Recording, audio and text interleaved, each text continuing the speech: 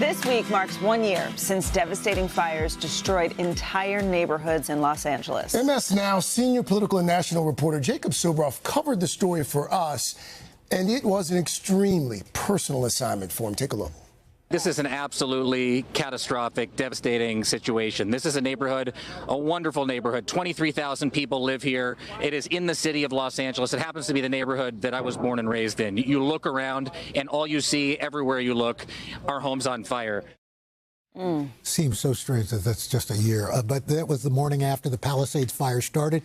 Well, Jacob's written a book documenting the stories of heroism and hope from his hometown. It's called, fittingly, Firestorm, the Great Los Angeles Fires and America's New Age of Disaster. Jacob, it is so good to see you. I miss you guys. Good morning. I miss you. Yeah. Thank you. I feel like, weirdly enough, the last time I saw you was probably out in Los Angeles when I was out covering the fires as well, and you were telling me where your home was and the neighborhoods and what was here and what was there. What made you want to write a book about this? I was thinking about the fact, actually, that I think the three of us have probably all covered disasters like this together at some point over the years, but I have never, ever had an experience like the one that I had a year ago, watching my own childhood memories basically carbonize in front of my eyeballs. And I couldn't process in real time what that really meant, what it means for the future, what it means for our children's future. Right. And so I wanted to dig in and spend as much time as I could really trying to understand that. And this is a book about the people of Los Angeles. It's a love story,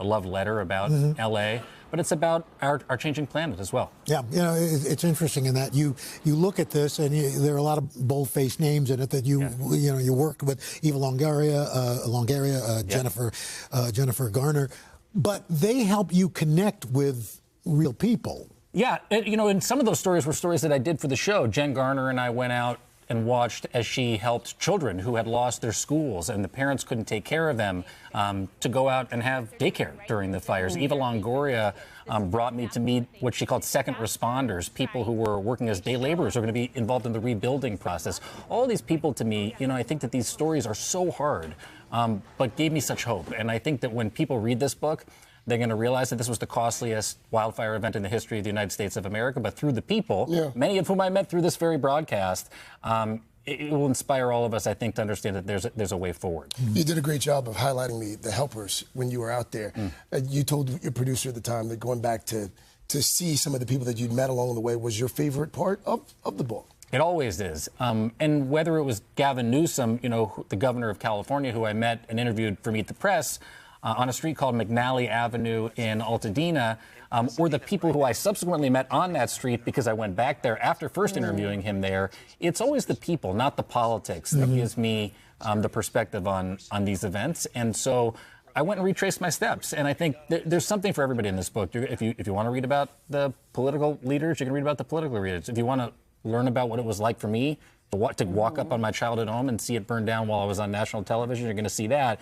But more than anything, I hope people walk away and they say, there's a way through all of these tragedies together. We all see it firsthand, but not until you experience it like the way that I did, or people that we meet out in the field experience it, you don't really comprehend it. Yeah. So for you personally, the folks you met there, and really, frankly, everyone else around the country, what do you think we learned from these wildfires? I think in some measure this was the fire of the future. I thought at first it was like a time machine into my past, and I watched the park that I knew, the library that I knew, my synagogue, all these things sort of engulfed in flames or survived the flames in some cases. But really now I look at it and I say, this is what it's going to look like for generations to come. In fact, it's already happening in Lahaina, or even the hurricane in North Carolina, or the floods or the extreme weather events, as you guys know better than anybody, in the South over the last couple of years. These events are here, and so unless we sort of fully understand that picture, what makes them happen, how do we move forward from there? And that's what I'm going to be moving forward with.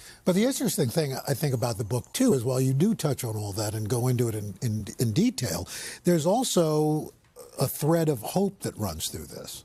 Every time any of us, I think, go to any of these places, it's hard because we go so quickly. Yeah. And then we have to leave. And to be able to spend time, not just in my childhood neighborhood, but Altadena, across the county of Los Angeles with all of these people, you start to think about what life is going to look like as we move ahead. And so Kate Hennigan, I'm just going to rattle off some of the names, a JPL engineer that I got to know on McNally Avenue, Herb and Lloyda Wilson, they worked at UPS for 30 years, and they met, and their home burned down, and they lost everything. But it was their daughter that came with their dog, Rosie, to pick them up from the airport. The firefighters, Eric Mendoza and Tim Larson from Pacific Palisades. The list goes on and on and on. I'll never forget, like we never forget the names of those people, and it's been such a privilege in writing Firestorm to be able to go back and spend so much time with them. Nice work. Well, you're so empathetic when you cover any story, and this is on a whole new level because it impacted you so much as well. So yeah, thank you. And I wish this on nobody, but in a way I wish it on everybody, and that's why I want to write the book, is that you can really understand what it's like from a perspective of somebody like me, who I think a lot of people that are watching us right now feel like know pretty well. Yeah, Jacob, thank you. I missed you guys. Yeah, great to see you. Thank you. Thank you. Well, the book is called Firestorm, The Great Los Angeles Fires and America's New Age of Disaster. It is available tomorrow. Hey, thanks for watching. And don't forget, you can catch the Today Show every morning on NBC, or take Today when you're on the go. Just follow the Today podcast on Apple Podcasts, Spotify, or wherever you listen.